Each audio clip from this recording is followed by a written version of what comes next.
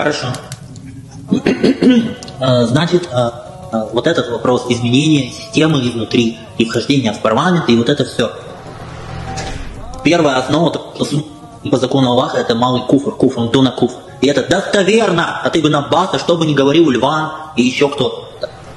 От Ибн Аббаса 6 путей этого есть, многие из которых достоверны сами по себе.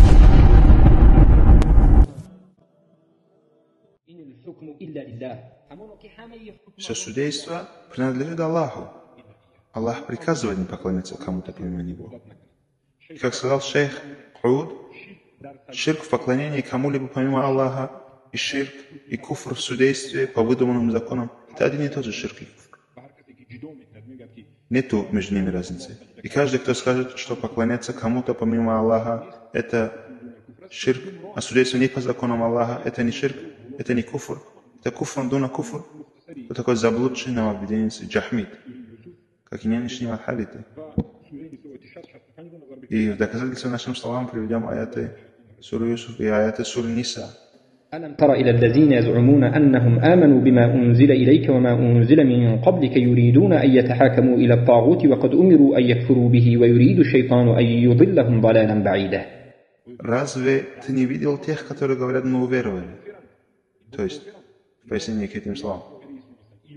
Они не уверовали, а всего лишь заявляют о своей вере, но на самом деле не веруют в Аллаха. Они кафиры. Почему? Потому что они посягают на право Аллаха в судействе, в то время как Аллах приказал не веровать в закон Таута.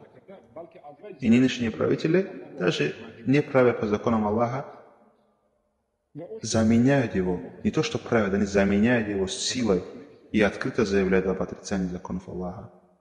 И Аллах также говорит в 65-м аяте суры Ниса: فلا وربك لا يؤمنون حتى يحكموك فيما شجر بينهم ثم لا يجدوا في أنفسهم حرجا مما قضيت ويسلموا تسليما. Но нет, клянусь твоим Господом, не уверуют они до тех пор, пока не выберут тебя судьей в том, в чем они разногласия. Аллах связал судейство с верой. Конечно, это краткое наше пояснение. Можете посмотреть также наши уроки.